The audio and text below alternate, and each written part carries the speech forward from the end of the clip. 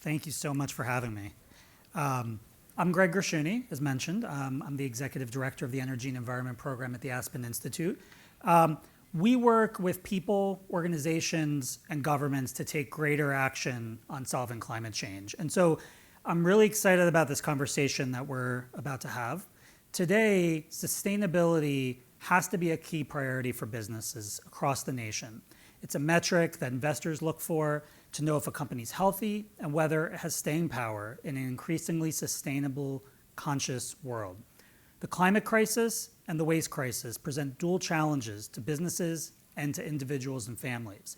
But for each of these crises, there are solutions. So today we're going to talk about some of these solutions, bringing a circular economy to reduce waste and to reduce greenhouse gas emissions. Companies are adapting to these changing priorities as they identify ways to reduce their waste and their carbon footprint. And so today we're going to talk with to see how a company like Coca-Cola is taking that journey down the path to sustainability. So we're joined today by two experts, Anisha Joshi, the Director of Sustainability with the Coca-Cola Company, and Abraham Twemi, the Director of Sustainability for Coca-Cola Southwest Beverages. So welcome to the stage.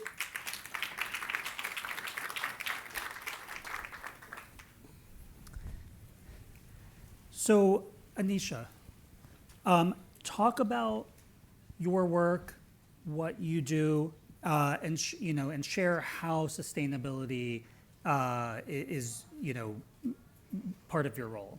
Sure. So good afternoon, everyone. I'm Anisha Joshi. I'm the Director of Sustainability working at the Coca-Cola Company. And I work out of our public affairs office supporting our North America business. And people always ask me, what does your role entail? And at the heart of it, I'm focused on building capabilities across our system, equipping our business with the education, the strategy, and the tools to accelerate our journey to deliver our sustainability goals and external commitments. And that's a lot that I've said, but I think it's easy for companies to really talk about making commitments. It requires a cultural shift amongst our business in order to execute against those and really deliver. So I would say that's at the heart of the work that I'm leading for the company. Excellent. Abraham, talk about your work and how your role fits into the sustainability effort. Absolutely.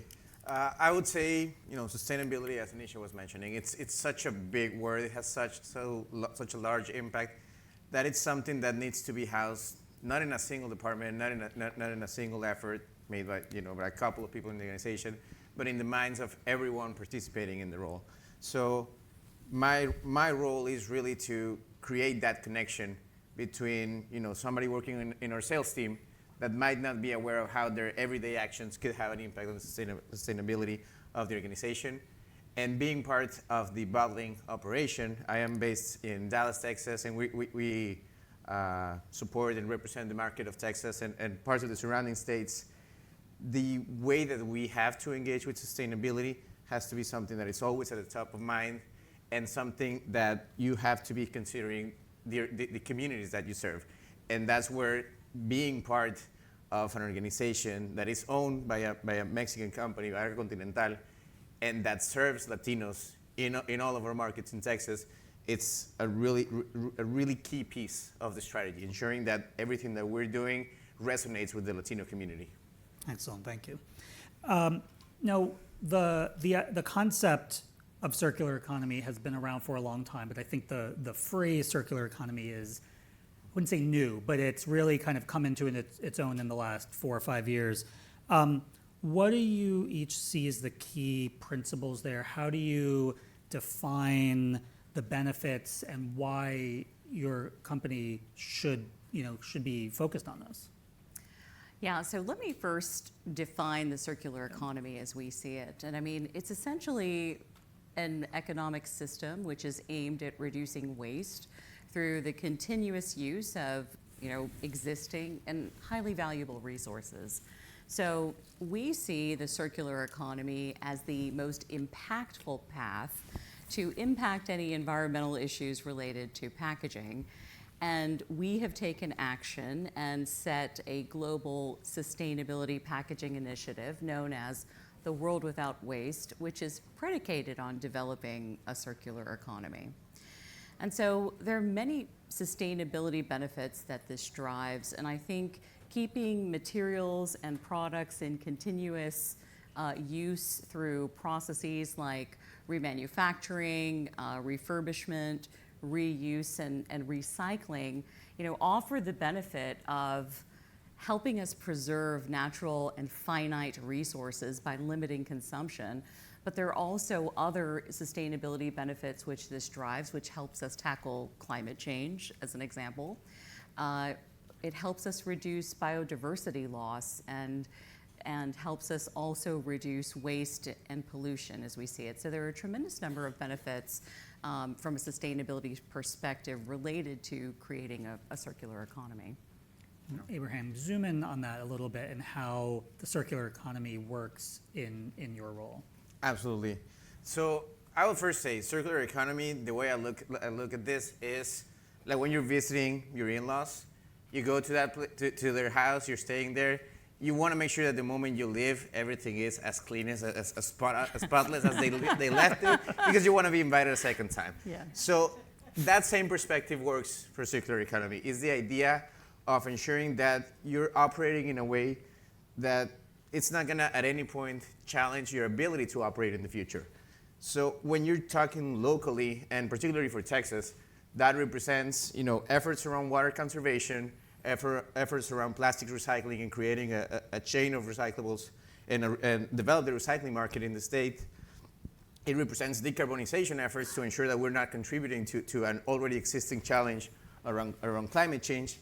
And it also represents ensuring that we're doing all that, engaging with our communities and serving the communities where we operate, ensuring that they are the first persons that we think of when we're developing our efforts, and they're the last one that we consider at the end once we have developed a strategy to ensure that it's something that's going to be beneficial for them. So it changes day to day. Some days we need to be laser focused on how are we going to solve, for example, a recycling program in a specific venue. We do events, around the U.S. where we bring our products and we bring our refreshments as a beverage solution. We need to also consider the end use of those materials, and we work with our venues to ensuring that once those materials are collected, they also find their way into the recycling chain and they become new bottles and cans. Excellent, thank you. I want to remind everyone that there are cards on the tables. If you have questions, we're going to save some time for questions at the end from the audience. So could each of you give kind of a specific challenge that you've seen companies face when trying to reduce their carbon footprint? The other half of this equation, which is climate change, reducing emissions, and how does the circular economy and emissions reductions kind of play into each other? And please kind of use specific examples if you can. So you want to start? Okay, no, go ahead. Okay. So I would say, one challenge, and actually, I'm even going to talk on the solution on this because we already closed the circle on that. But when we started working on developing the recycling market, and when we started working on how can we bring more material into our supply chains, one thing that we realized was the recycling market is very volatile, and you have some days the material being worth 7 cents a pound, and a week from that or 2 weeks from that it might be worth 45 cents a pound.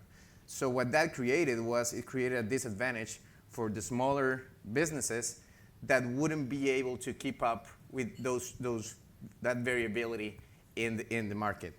What we were able to do is go to them, work with them, and let them know, hey, we need a big amount of plastic. We need a significant volume of material so that we can achieve our goals and commitments.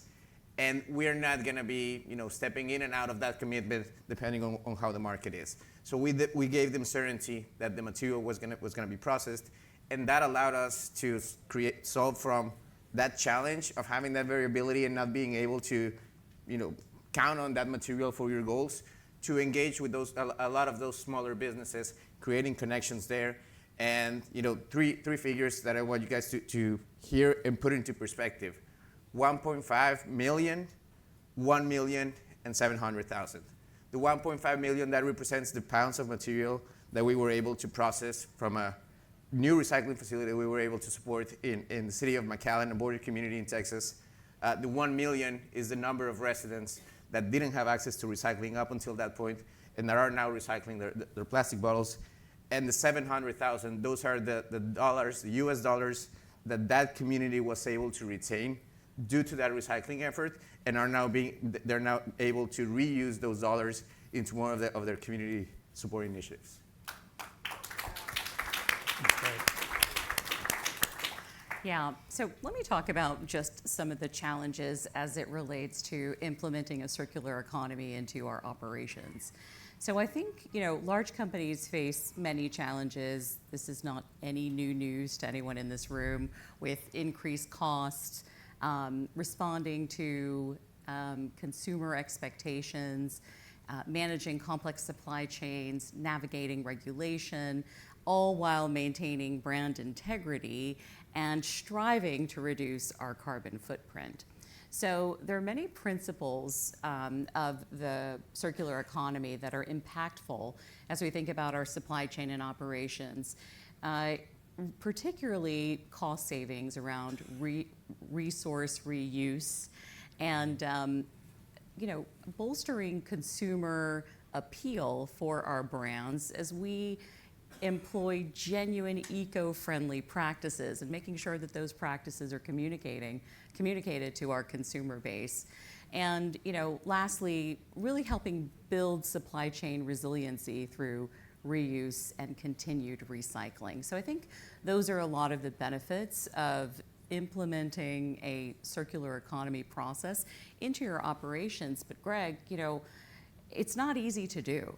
And transitioning to a circular economy requires a great deal of investment, time, and I think the most important part of that is rethinking your existing business processes in order to then, switch to a circular economy and ensuring that, you're still profitable and you have the ability to do so and run your business. And so as it relates to climate change at the Coca-Cola Company, our World Without Waste, or packaging strategy, plays a huge role in helping us reduce our carbon footprint. And so we are monitoring that year over year. And we'll talk about some of the strides that we've made in our packaging strategy as we continue through the conversation.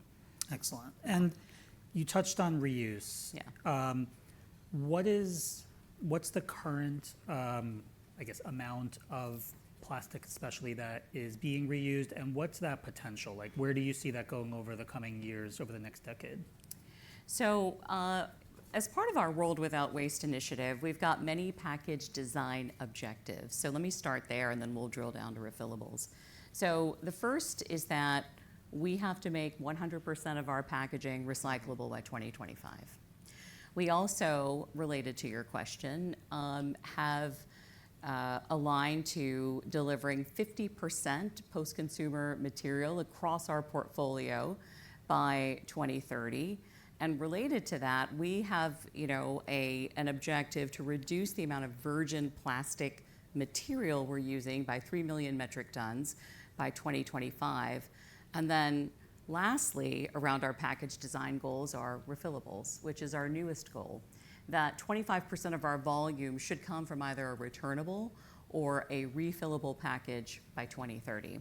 So I think your question was around what percentage of recycled. So in 2022, we delivered across the globe, I believe we were 17% of recycled content versus our 50% goal.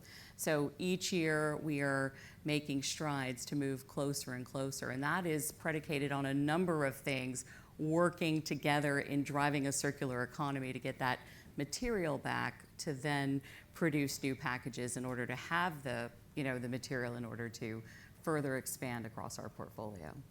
Excellent. And Ibrahim, talk about reuse in your context and how you've seen that play out. Absolutely. So reuse is, of course, one of the priorities for the Coca-Cola system as well. And it is something that, if you look back in time and if you think of how were beverages distributed, that 30 years ago, it was on a more of a reusable packaging solution. Today, that is not what the consumer is as familiar with. So in the city of El Paso, we have developed a pilot program to help bring that concept back to people's minds. And we have done this program in over 100 outlets. We're having a relatively positive rate of return. It's obviously not 100%. It's still something where we need to develop that understanding and that learning. But we're capturing a lot of learnings on how, and going back to the topic at hand, how is the Latino community becoming such a key piece of that connection? Because the Latino community is able to connect between a refillable model that they may be familiar with when visiting Mexico or when visiting other parts of Latin America, and bring that concept back into the United States and share that concept with their neighbors, with their peers, so that it creates that transition. We have had a good amount of success in El Paso. We're currently in the process of exploring other locations where we could expand this program. It is a program where we leverage also the love for the Mexican Coke, a brand that is associated with the Latino community, and that we can now say it's also associated with sustainability, because we're ensuring that the Mexican Cokes that we bring in are with reusable glass bottles. So we're creating a closed loop around those bottles that we hope to eventually see expand. It is, as I mentioned, a big tall order, basically creating that reconnection with what reusable packaging was once, but we're making efforts there.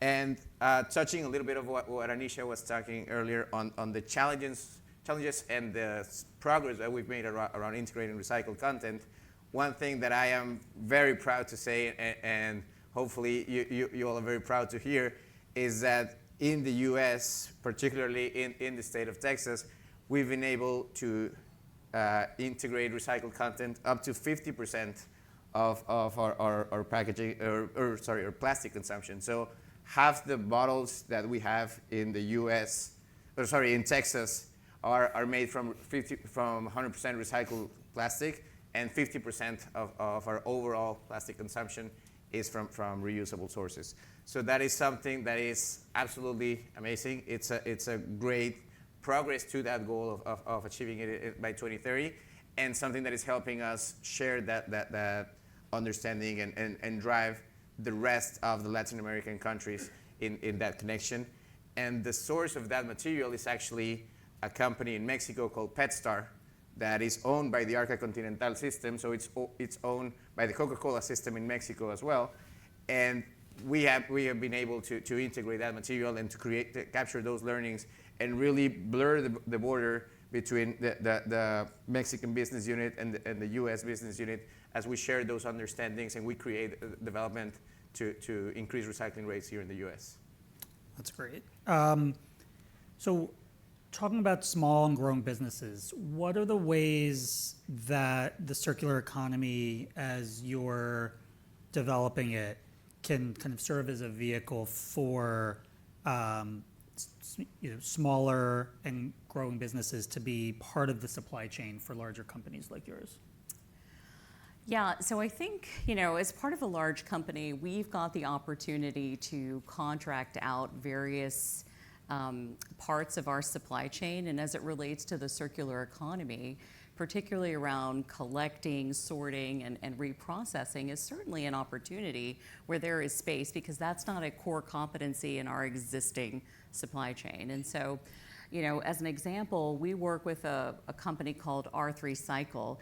It's run by this incredible entrepreneur, Julian Ochoas. I hope I pronounced that correctly.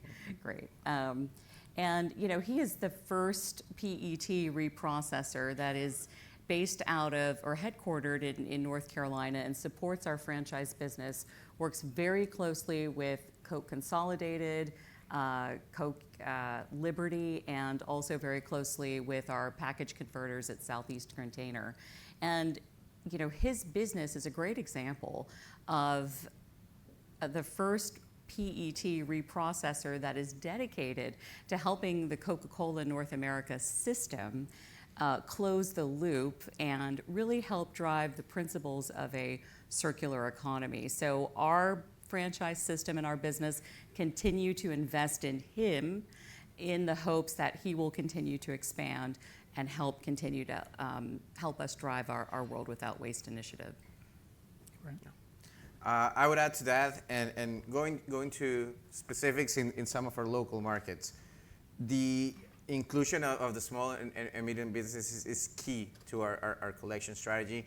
The reason for that is, I was mentioning that the certainty earlier, and the certainty that they need from us that we're going to purchase that material. But that certainty actually goes both ways, because those smaller businesses, they typically are not able to say, I'm going to hoard this material and wait for the markets to get better, and I'm not going to, not going to recycle these bottles and cans today. They will continue to recycle regardless of how the market is operating, and they have become such a key piece of our strategy, where today 64% of our purchases, of our repeated purchases, are coming from small and medium enterprises, where we're able to connect. We have over 135 different investments, similar to the one that I was just mentioning in McAllen, Texas. And like I told you some numbers before, some new numbers here, 285%. That's the percentage of growth that we've had on recyclables as we were able to integrate those 135 partners. 169 million pounds is the pounds of plastic that we've been able to recycle through these 135 partners. And of course, these 135 partners in different communities represent 3 million Texans that have increased access to recycling. So all of this really comes and boils down to the ability to connect with the small and medium enterprises. And in Texas, where we are now, as of 2 months, I believe, the majority in the state, we have over 40% of Latinos are in Texas. So a lot of those businesses are owned by Latino business owners, and they are the drivers of the recycling movement in Texas. So we're about to take audience questions. I have one last question, kind of focused on innovation and the future. Yeah. And I guess, is there something that you're most excited about that maybe is on the horizon the next 5 or 10 years that you could see really making a dent in either emissions reductions or the circular economy that you're kind of seeing develop? Yeah, I think that some of the innovations and technologies that I'm going to describe aren't that sensational, but rather needed as foundational elements to help create a circular economy. And I think the first is around, data, technology, and data systems, because I think the emphasis there is all around different platforms to collect ESG data around reporting. We have increased scrutiny with the SEC as well, and so there's a lot of advanced development in digital platforms to help us allocate the data. So I would say that's one area of interest in terms of future trends. And then everyone's heard of advanced recycling, whether it's environmentally friendly or not. It is necessary for companies, such as ourselves, to have a point of view, particularly as we think about that as an opportunity to help, perpetuate the circular economy. So those are two things that come to mind, Greg. Right. I personally am very excited to see all the progress around different enhancements to the recycling markets. Some of the things that I've seen that are very technical, but still fun enough to mention here. There's a whole new list of innovations around how you sort the material that allows for a much more robust process of sorting and a significant reduction in the material that could be recycled but is identified as non-recyclable. That is one thing. And one thing that we are investing on today, and that we're seeing a lot of positive progress and development in, is on the ability to connect with consumers at the point of sale and sharing with them what is recyclable and what isn't. We have this new technology where as you approach a compound bin with recycling and landfill, the device, it has a screen on it, and the screen will tell you whether what you're holding in your hand is recyclable or not. So that's going to help us reduce the amount of contamination that falls into our recycling stream and overall make recyclable more profitable for everyone that's part of the supply chain that represents around $4.8 billion in Texas alone. Excellent. So we're going to go to questions from the audience. I think if you have a card.